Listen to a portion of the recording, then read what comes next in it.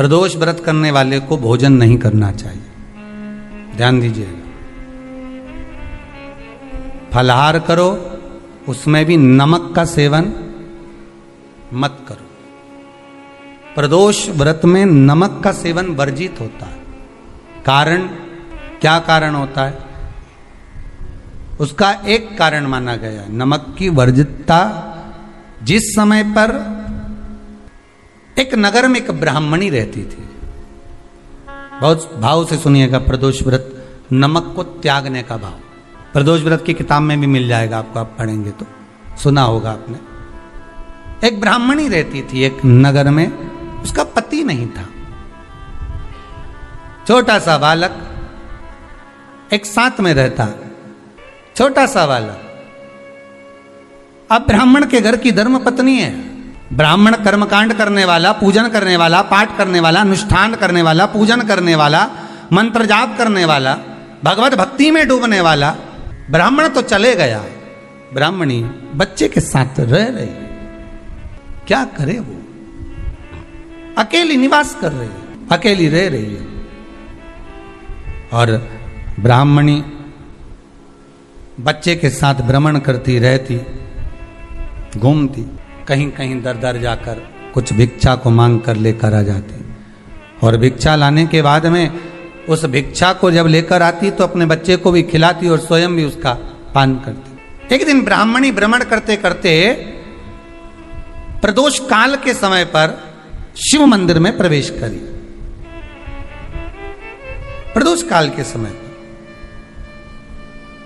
और शंकर मंदिर में जब प्रवेश करा, प्रदोष काल किसको कहते हैं?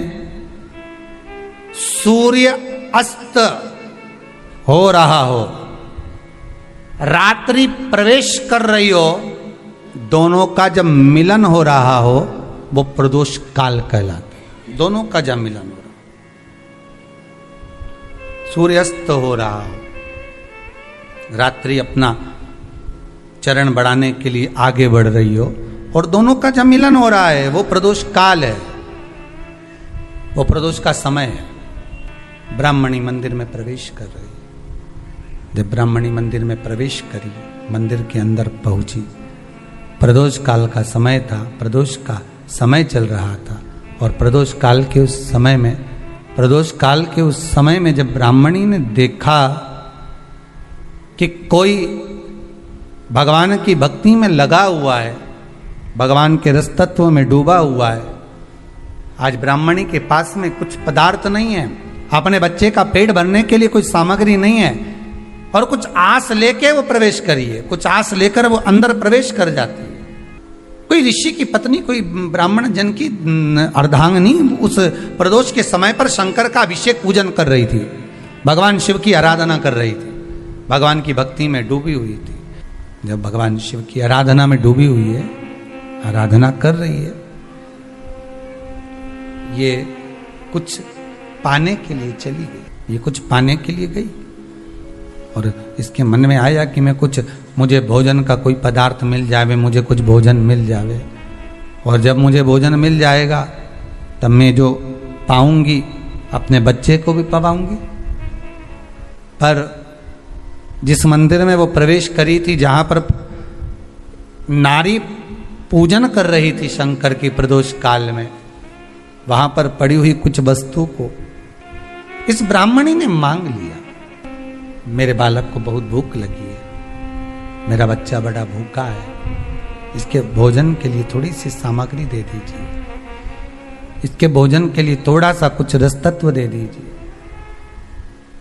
उसने उठाया थोड़ा सा पदार्थ, कुछ जो उसके पास में था वो दिया। जब दिया तो देने के बाद जब उसे प्राप्त हुआ और होने के बाद में जब वो मिल गया उसको, तो उसने उस समय पर उस पदार्थ को जैसे ही मुख में लिया, लेते ही कहा इसमें तो स्वाद नहीं है, इसमें स्वाद नहीं है। उस ब्राह्मणी ने बड़ा सुंदर एक संवाद कहा। घर का जो बड़ा होता है ना, घर का जो बड़े होता है, घर का बुजुर्ग जो होता है, घर का जो प्रथम स्थल प्राप्त करने वाला, मेन कुर्सी पर अच्छी जगह पर जो बैठने वाला होता है ना, ब्राह्मणी कहती है वो कभी किसी वस्तु में ऐब नहीं देखता, मिनक नहीं निकालता। समाज के अन्नकूट होते हैं, समाज के जब अन्नकूट होते हैं महाराज, समाज के जब अन्नकूट होते हैं, बड़े बड़ी समाजों में जब कार्तिक महीने में अन्नकूट महोत्सव होते हैं, बहुत सारा प्रसाद बनता है। जो बुजुर्ग होते हैं ना, बड़े समझदार लोग होते हैं ना, तो अन्नकूट की जब प्रसाद खाने बैठते हैं ना, उसमें नमक नहीं भी होता ना तो नहीं बोलते कि इसमें नमक नहीं है। पर जो हमने डोनेशन दिया है, जब तुम आए थे समाज वाले तो हमने 1000 का लिफाफा दिया, 500 का लिफाफा दिया, 2000 का लिफाफा दिया और भोजन ऐसा बनवाया। एक व्यक्ति वो जो खाकर चुपचाप चले गया और एक व्यक्ति वो जिसने प्रसाद पर उंगली उठाई। इन दोनों को अन्नकूट की तारीख पे इनका नाम लिख लो और अगला अन्नकूट आए तब दोनों की दशा देखना। एक जो चुपचाप खाकर चले गया, भगवान के प्रसाद को प्रसाद मानकर, प्रभु का दर्शन मानकर लेकर चले गया, वो उन्नति की सीढ़ी पर चढ़ता चले गया। और जो मिनक निकालता रहा वो साल भर खटर पटर की जिंदगी जीता रहा। भगवान के प्रसाद में कभी भी ध्यान रखिएगा, भगवान के प्रसाद के अंतर्गत स्वाद की कोई मूलता नहीं होती। भगवान का प्रसाद स्वयं स्वाद है।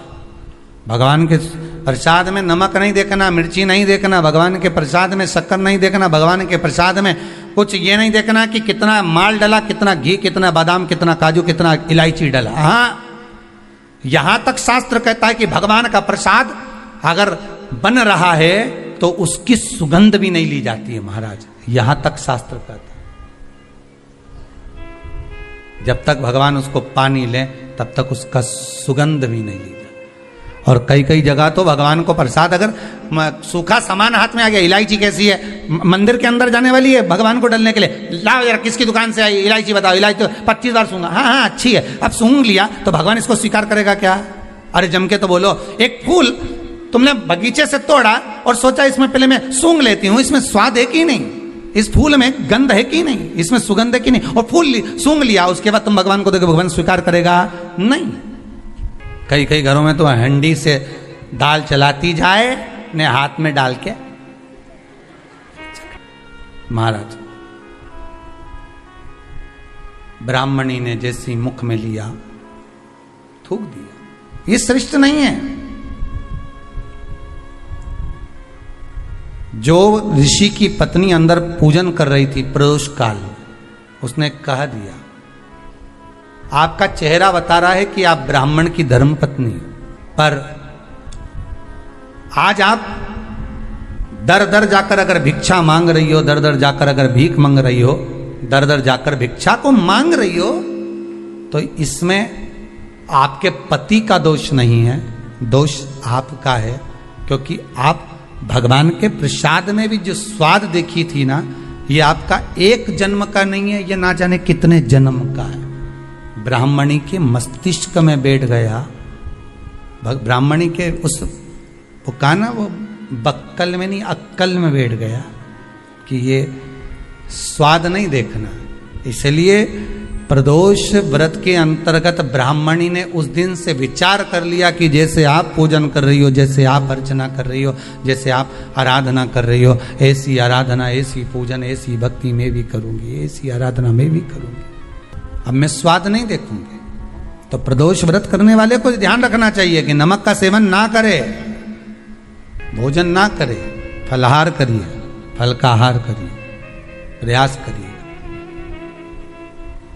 और यदि आपने व्रत का ले लिया भोजन का कि हम तो एक टाइम फलाहार करेंगे, एक टाइम भोजन करेंगे, ऐसा भी कई लोग प्रदोष ले लेते हैं, तो वो बात आपकी है, आप तक रखो, ठीक है, अपने मन तक। ठीक है, बाबा आपकी मनोकामना पूर्ण करे, वो भी भाव रखो।